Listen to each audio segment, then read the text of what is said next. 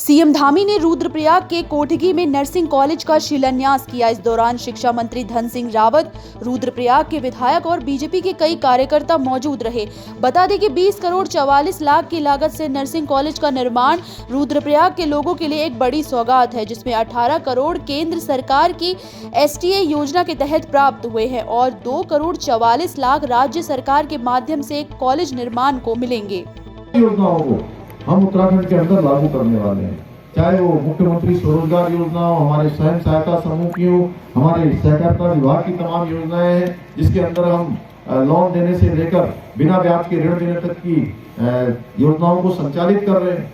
इसके अलावा home stay है, जो हमारे यहाँ के लिए आगे आने वाले समय में एक बहुत बड़ा आधार बनने वाली है। इसके साथ साथ बागवानी के क्षेत्र में हम लोगों ने यह भी तय किया है कि अगले सालों के अंदर हम 1000 नए बगीचे बनाने का काम भी हमारी सरकार और लोगों के सहयोग से हम करेंगे। क्योंकि मैं अभी हिमाचल गया था, हिमाचल के चुनाव में लगातार 10-15 दिनों तक वहां जाना हुआ। सितारगंज विधायक और प्रदेश के कैबिनेट मंत्री सौरभ बहुगुणा का जन्मदिन जिला पंचायत सदस्य जावेद मलिक ने अपने समर्थकों के साथ मिलकर बड़ी धूमधाम से मनाया। इस दौरान केक काटकर आतिशबाजियां भी की गई। वहीं इस अवसर पर कैबिनेट मंत्री के प्रतिनिधि उमा शंकर द्विवेदी ने सौरभ बहुगुणा को बधाई देते हुए उनकी लंबी उम्र की कामना की।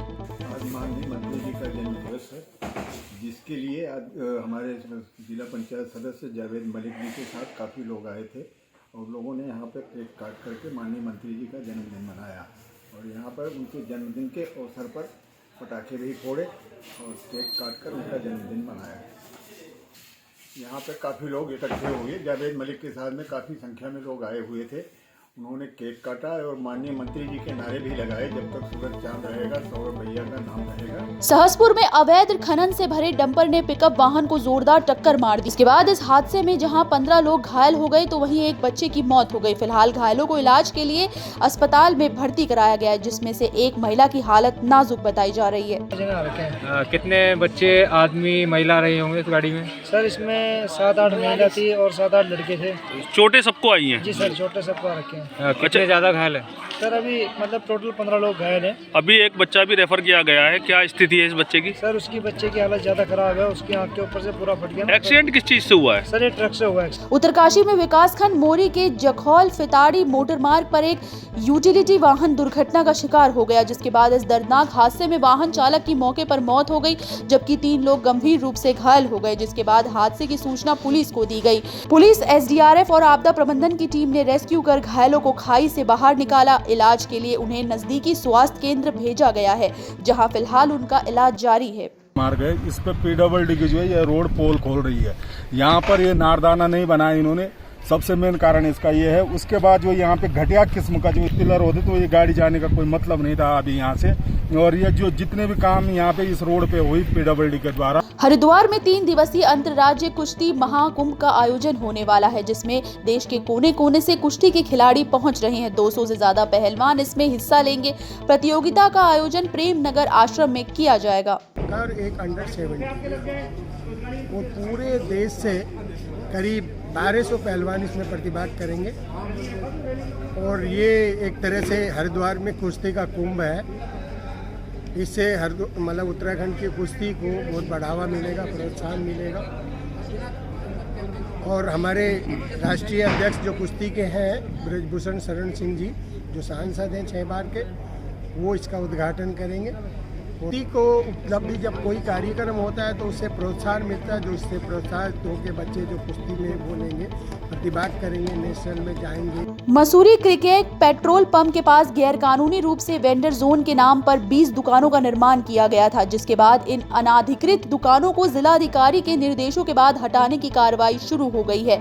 वहीं इस कार्रवाई को लेकर मसूरी बीजेपी मंडलाध्यक्ष मोहन पेटवाल ने कहा कि वेंडर जोन का पालिका प्रशासन ने क्रिकेंग पेट्रोल पंप के पास बनी अनाधिकृत दुकानों को वैध दिखाने के लिए PM वेंडर जोन का नाम दिया है। साथ ही प्रधानमंत्री की फोटो लगे पोस्टर को अनाधिकृत निर्माण स्थल पर लगा दिया गया है, लेकिन जिलाधिकारी के निर्देश पर दुकान को हटाने पहुंचे प्रशासन की टीम ने प्रधानमंत्री मोदी की फोटो लगे बोर्ड को नीचे उतारकर फेंक दिया, जिसके बाद बोर्ड को लेकर अब बीजेपी कार्यकर्ताओं में आक्रोश है। इस बात से जो है यह पूरी तरह से पुष्ट हो जाता है, स्पष्ट हो जाता है कि बाबा केदार के आशीर्वाद से इस बार यात्रा जो है ऐतिहासिक हो गई। यात्रा ऐतिहासिक हो गई और जब यात्रा अल्मोड़ा के सोबन सिंह जीना विश्वविद्यालय के इतिहास विभाग में 2 दिवसीय सेमिनार का आयोजन हुआ है। इस सेमिनार के आयोजक प्रोफेसर BDS नेगी ने बताया कि भारत के स्वाधीनता संग्राम में उत्तराखंड के जिन लोगों का योगदान रहा है उनके परिजनों को इस सेमिनार में सम्मानित किया गया। सोबन सिंह जीना विश्वविद्यालय के इतिहास विभाग को करने का शुभ अवसर मिला है। उसी के सिलसिले में ये 2 दिवसीय राष्ट्रीय संगोष्ठी का आयोजन किया गया है और इसका मुख्य विषय है भारत के स्वतंत्रता संग्राम में उत्तराखंड का योगदान। ये विषय इसलिए चुना गया है कि बहुत सारे हमारे गांव-गांव में इतने स्वतंत्रता सेनानी हैं जिनके बारे में हम नहीं जानते, हमारे लोग नहीं जानते, इवन शोधार्थी नहीं जानते। इस संगोष्ठी के शुरुआती दौर में जो 2-3 महीने से हमारे पास पेपर आए हैं, रिसर्च पेपर आ रहे हैं, अनेक ऐसे अज्ञात नाम आ रहे हैं, अल्पज्ञात नाम आ रहे हैं जिनके बारे में विस्तृत जानकारी शोधार्थी शिक्षक अपने अपने क्षेत्रों से ला रहे हैं। एक नई सूचनाएँ हमको मिल रही हैं, जैसे उदाहरण के तौर पर स्वतंत्रता संग्राम सेनानियों में दांडी यात्रा में पूरे देश से 78 लोग गए थे ये कहा जाता है, लेकिन 81 लोग गए थे, जिनमें 2 लोग हमारे कुमाऊं से थे, एक गढ़वाल से थे। कुमाऊं से ज्योतिराम कांडपाल, भैरवदत्त जोशी, गढ़वाल से खड़क सिंह जी। ये नाम जुड़ गए आज, पहले किसी भी किताब में नाम नहीं जुड़े हुए थे। उनके बारे में विस्तृत जानकारियाँ आ रही हैं, कितना बड़ा योगदान इन लोगों का रहा। इसी प्रकार से कालू सिंह मेहरा जो 1857 की क्रांति के बहुत बड़े नायक हैं, उनके बारे में बहुत न्यून जानकारी हम लोगों को प्राप्त है। ऐसे बहुत सारे अज्ञात स्वतंत्रता संग्राम सेनानी हैं जिनके बारे में जानकारी एकत्र कर भावी पीढ़ी तक पहुंचाने के उद्देश्य से यह संगोष्ठी का आयोजन किया जा रहा है। काशीपुर इलाके में पौष कॉलोनी में हुई झपटमारी की घटना का पुलिस ने खुलासा करते हुए एक युवक को गिरफ्तार कर लिया है। गिरफ्तार हुए युवक के पास से पुलिस को 2 मोबाइल सहित एक बाइक बरामद हुई है। फिलहाल पुलिस ने आरोपी पर संबंधित धाराओं के तहत चालान कर उसे कोर्ट में पेश किया है। मोबाइल एक झपट्टा मार के कोई ले गया था बाइक से, तो इसमें हमने CCTV फुटेज को चेक किया। इसके अलावा हमने और भी कुछ संदिग्ध व्यक्तियों को इसमें हिरासत में लेकर पूछताछ की थी।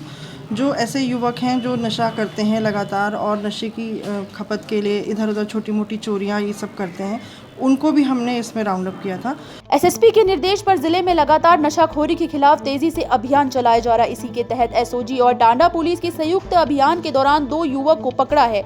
इनके पास से पुलिस को 11 ग्राम की स्मैक बरामद हुई है, जिसकी कीमत अंतर्राष्ट्रीय मार्केट में 1.5 लाख रुपए आंकी गई है। खिलाफ कार्रवाई कर रही है। इसी क्रम में सभी थानों में हमने अपना अपना एक फोर्स बनाया हुआ है और कल इसमें टांडा उज्जैन चौकी से प्रभारी चौकी इंचार्ज द्वारा कुछ युवकों की रैंडम चेकिंग के दौरान कुछ 2 युवकों को अरेस्ट किया है। इन दोनों के पास से एक के पास से 5.80 ग्राम और दूसरे के पास से 5.5। चक्राता वन प्रभाग के रिवर रेंज की गश्ती टीम को बड़ी सफलता मिली। दरअसल टीम ने देवदार प्रकाष्ठ की अवैध लकड़ी से भरा पिकअप जब्त कर लिया है। इस दौरान मौके का फायदा उठाकर ड्राइवर फरार हो गया, तो वहीं वाहन के मालिक के खिलाफ फिलहाल मामला दर्ज कर लिया गया है। वहीं टीम की मुस्तैदी को देखते हुए वन क्षेत्राधिकारी अनिल कुमार ने टीम की तारीफ करते हुए उन्हें सफलता की बधाई दी है। 28 नग देवदार के स्लीपर थे और इसको हम लोगों ने अपने अभिरक्षा में लेकर के अपने रेंज कार्यालय डाक बतर पहुंचा दिया है। जो ये देवदार के स्लीपर हैं, इसकी मार्केट वैल्यू 1 से 1.5 लाख के बीच में हमने आंकी है और अभी हम इसका मेजरमेंट कर रहे हैं, तो इसके वास्तविक आयतन का पता तभी चल पाएगा। इसके मालिक के विरुद्ध हमने अपराध पंजीकृत कर लिया है और जो हमारी टीम है वो लगातार पेट्रोलिंग पर है और